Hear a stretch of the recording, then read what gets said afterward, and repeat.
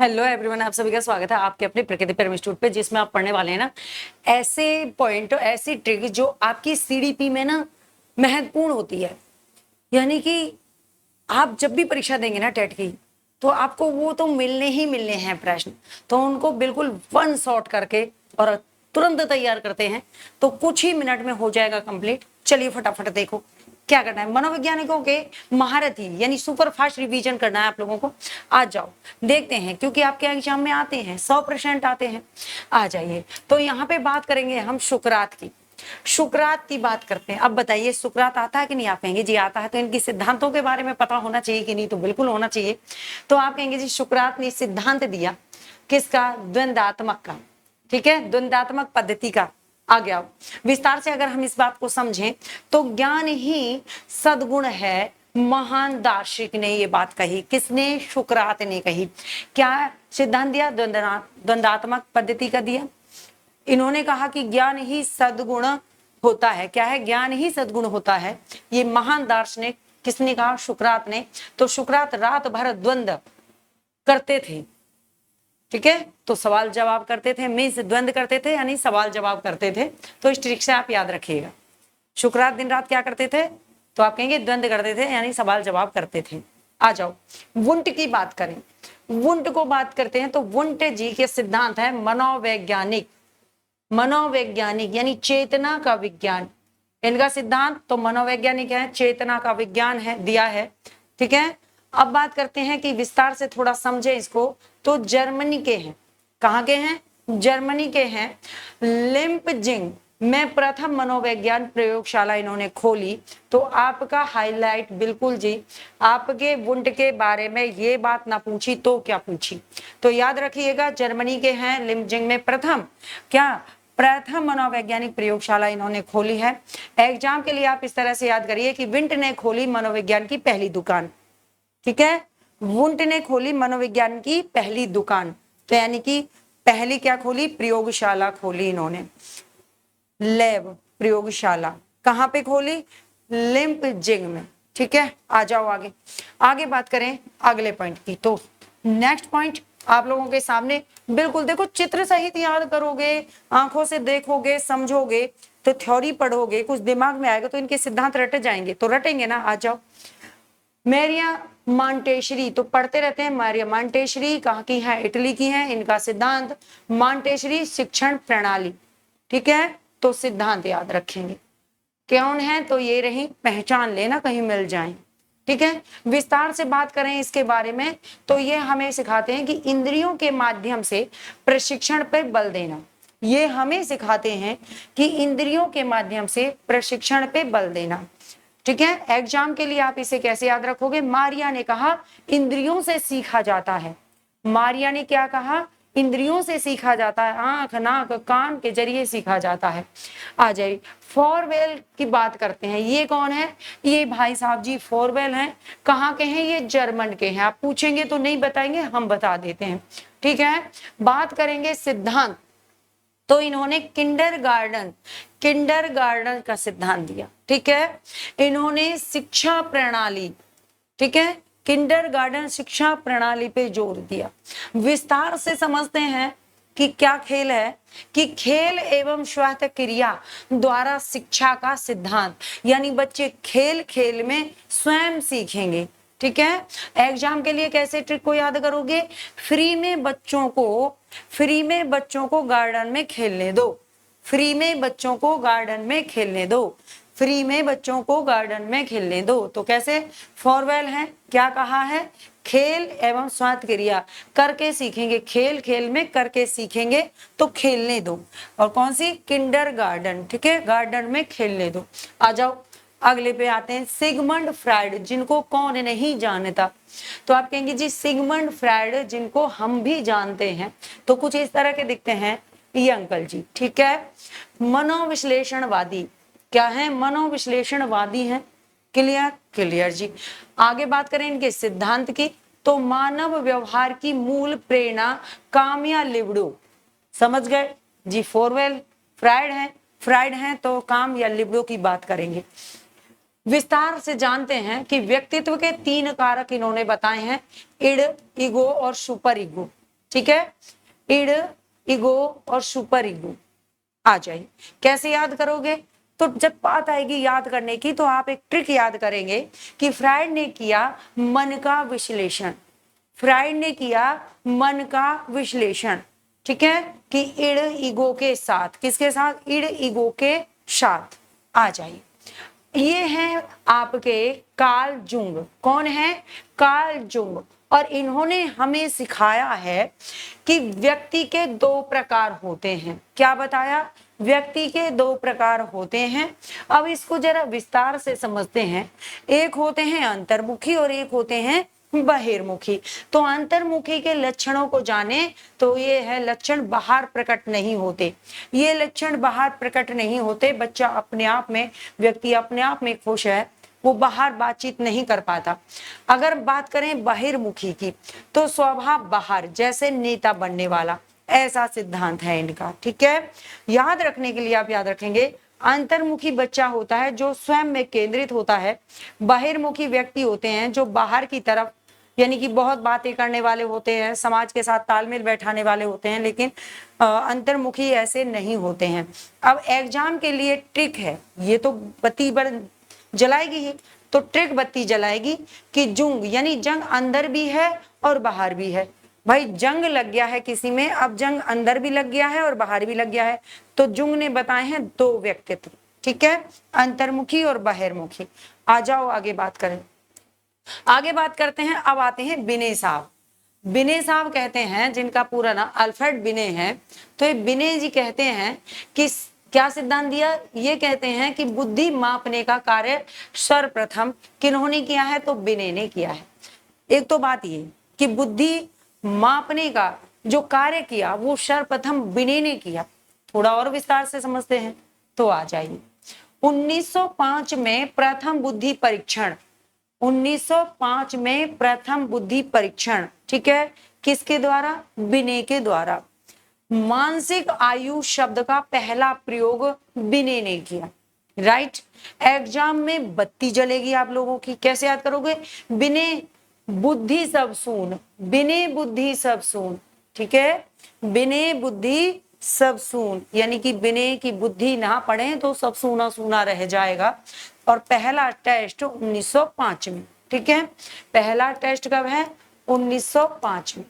आ जाइए। अब gene प्याजे uncle जी आए, जब बिने जी ने अपनी बात रख दी तो अब प्याजे जी अपनी बात रखते हैं और इन्होंने सिद्धांत दे दिया संज्ञानात्मक विकास का, ठीक है।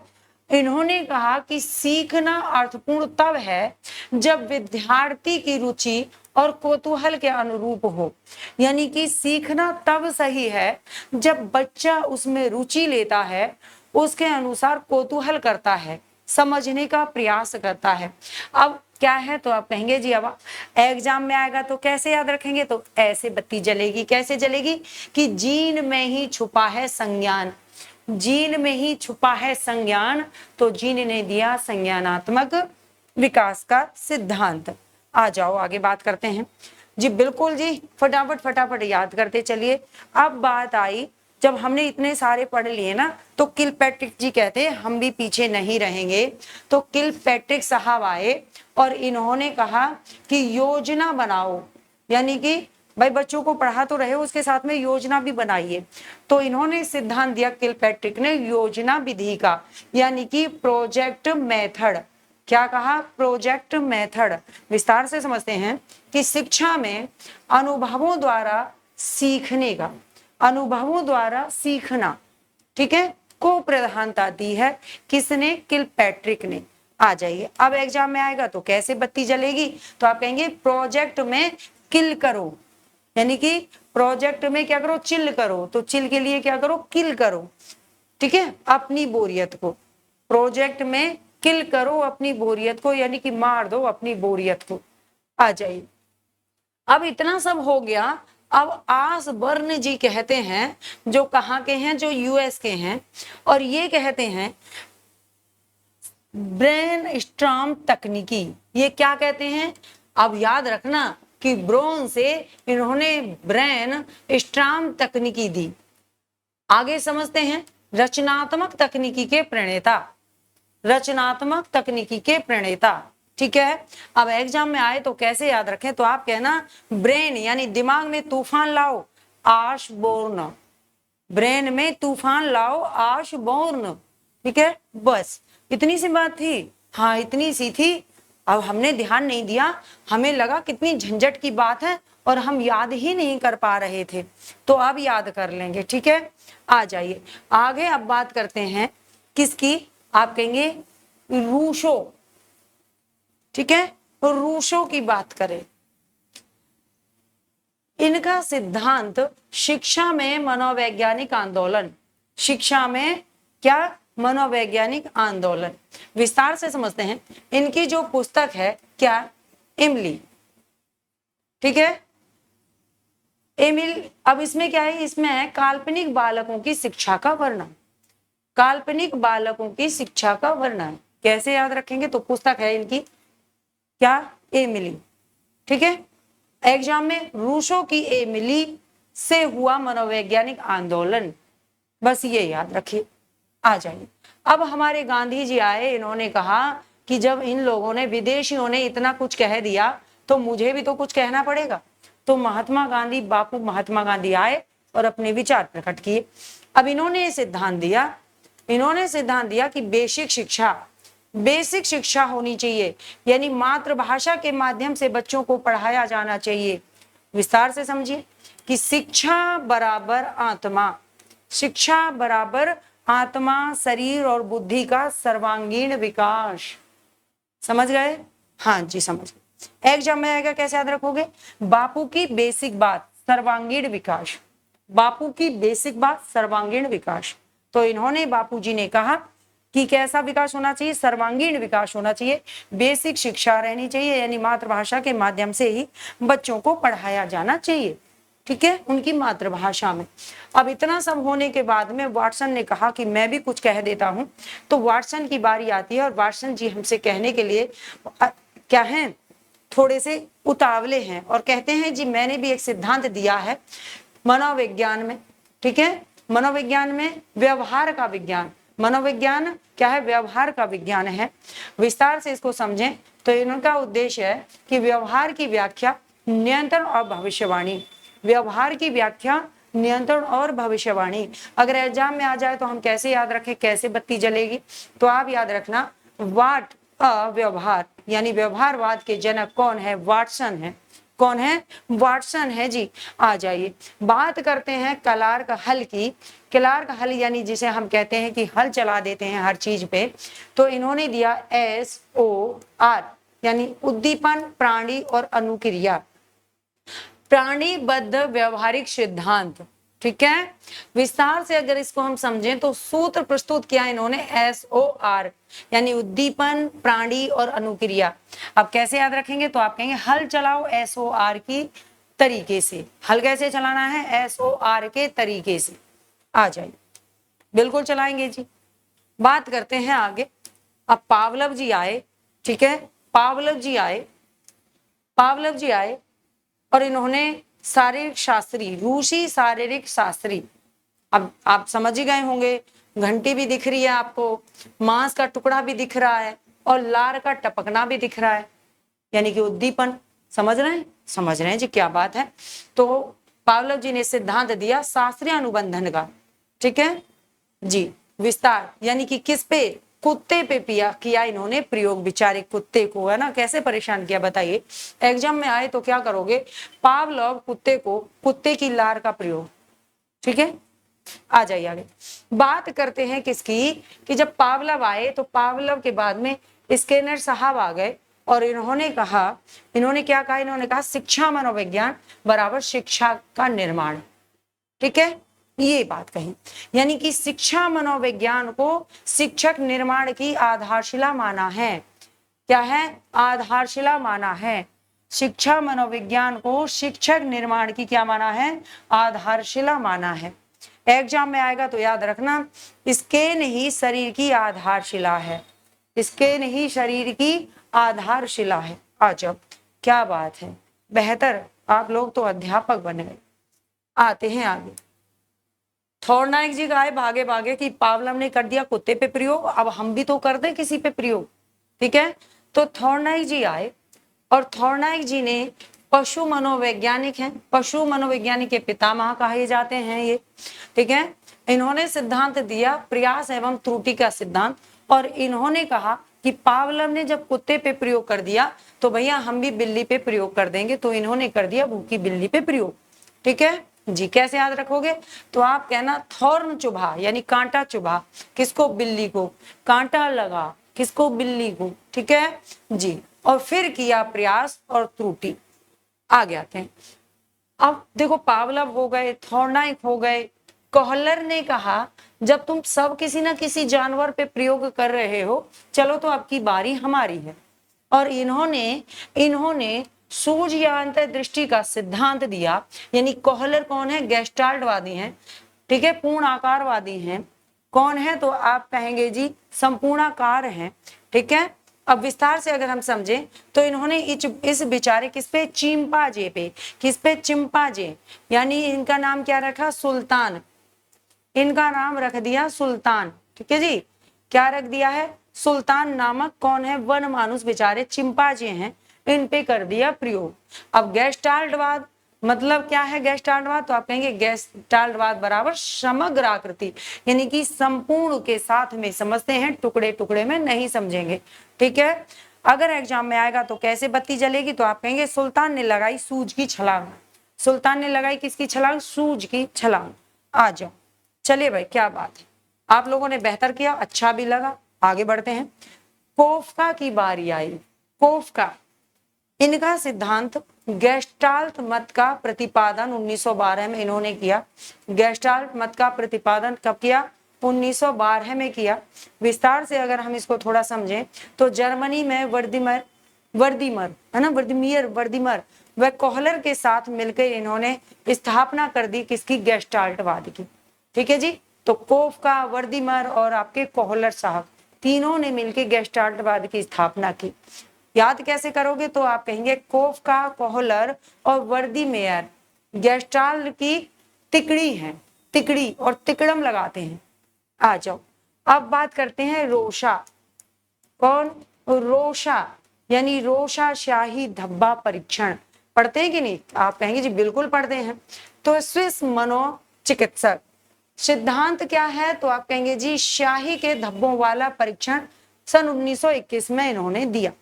यानी कि कागज पे छींटे मारे जाते हैं इंक के, उसको फोल्ड किया जाता है, फिर खोल के पूछा जाता है कि आपको किसकी आकृति दिख रही है, ठीक है। तो विस्तार से अगर इसको समझें तो प्रक्षेपण विधि, कौन सी विधि है, प्रक्षेपण, कुल 10 स्याही के धब्बे व्यक्तित्व मापन के लिए प्रयोग किए जाते हैं। अब पूछता है भैया इसमें आप लोगों को क्या दिख रहा है, मैं आपसे पूछूं कि आप लोगों को इसमें क्या दिख रहा है, तो 10 लोग देखेंगे और 10 ही मुझे बताएंगे। तो जितने लोग इस वीडियो को देखें, एक बात मेरी मानना कि इसमें मुझे जरूर बताना कि आप लोगों को क्या दिखा, इस क्षेत्र में क्या दिखा, ठीक है, गारंटी के साथ। तो एग्जाम ट्रिक, रोशार यानी कि रो ने रोशा पर स्याही के 10 धब्बे गिर गए, किस पे, रोशार पे स्याही के 10 धब्बे गिर गए। पशु प्रयोग मास्टर टेबल, यानी वेरी वेरी इंपोर्टेंट है ना जी, वेरी वेरी इंपोर्टेंट। तो मनोवैज्ञानिक हैं, जानवर हैं, सिद्धांत के नाम है और कीवर्ड भी है उनका, ठीक है। पावलव किस पे किया, कुत्ते पर। शास्त्रीय अनुबंधन का सिद्धांत, लार स्पेशल, कीवर्ड क्या है, लार पे प्रयोग। थॉर्नाइक जी भूखी बिल्ली पे प्रयोग किया। प्रयास एवं त्रुटि का सिद्धांत, पशु मनोविज्ञान ये रहे।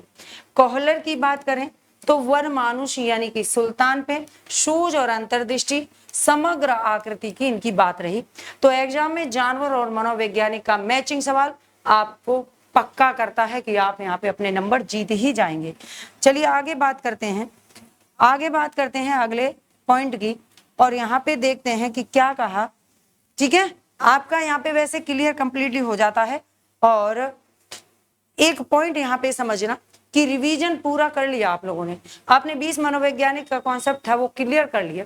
आपकी जो परीक्षाओं में जितनी बार पूछे जाते हैं, इनसे बाहर कुछ पूछता नहीं है, तो आप समझ लेना कि आपके नंबर सी टेट हो, यूपी टेट हो, एस टेट हो, रीट हो, कोई भी है, कोई रोकने वाला नहीं है आप लोगों को, ठीक है।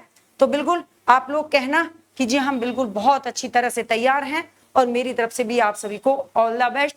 मेहनत करते रहिए और फटाफट फटाफट शिक्षक बन के अपने सपनों को पूरा करिए। तो इसी के साथ मेरी तरफ से आप सभी को प्यार भरा नमस्कार। वीडियो अच्छी लगे तो लाइक करना, शेयर करना, चैनल को सब्सक्राइब करना नहीं भूलना। नमस्कार।